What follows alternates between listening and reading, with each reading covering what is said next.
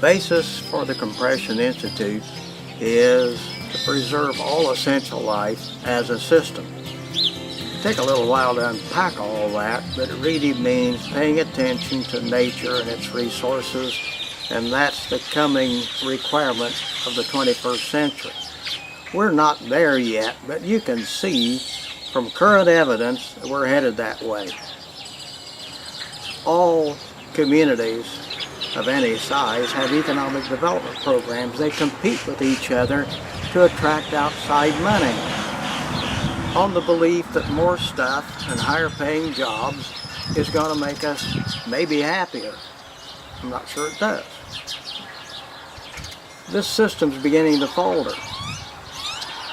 And the top end of it is typified by a program in Thailand called Thailand 4.0, where they want to do research institutes, laboratories, universities, so that they will be competent in knowledge work and not just in blue-collar work, and they're kind of center of blue-collar work today. They've been very successful as they see it over the last 20, 25 years, so what do we do now to go on? Well, everybody's competing with Thailand 4.0, maybe even including this little town. How successful is it? Not very. Do we have a lot of losers? Yeah. We're going to have more losers? Quite likely. There's a Wharton study that automation, artificial intelligence, computerization will destroy 47% of all jobs that we have today over the next 25 years, and they have no idea what else people might do that are displaced. Well, what are they going to do? What happens to the losers?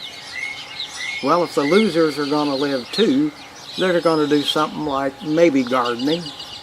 We're in the middle of my wife Sandra's garden. Is that work? Well, of course it's work. Talk to her in the hot sun, she'll say it's work. Is it paid? No. Can you get a lot out of gardening? Yeah, we eat quite a bit off this little patch, 4 raised beds. You can grow a tomato in a pot in the middle of New York City. And it's amazing what you can get out of a little bit of ground if you know what you're doing. But that's quite a bit of learning. Can anybody do it? Oh, I think about anybody can do it, but they got to pay attention to learn about it. Now, back to economic development. What is that? Currently, and through the 20th century, we argued about labor versus capital.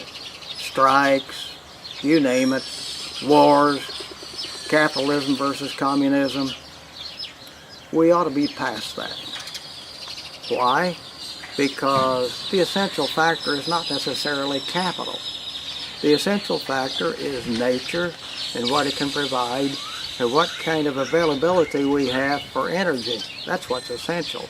And beyond that, it's how fast can we learn and what are we really trying to do to improve our own quality of life.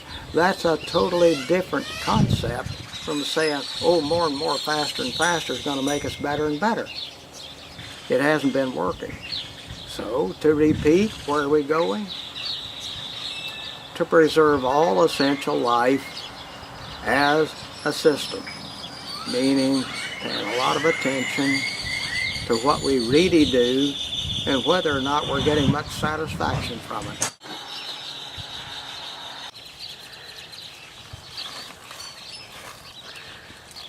I think we have more peas coming on. Probably for dinner tonight. I kind of like to be out here and just, I come out every night and stalk our supper. And I've got pea pods for supper and have a nice stir fry tonight. This is the beginning.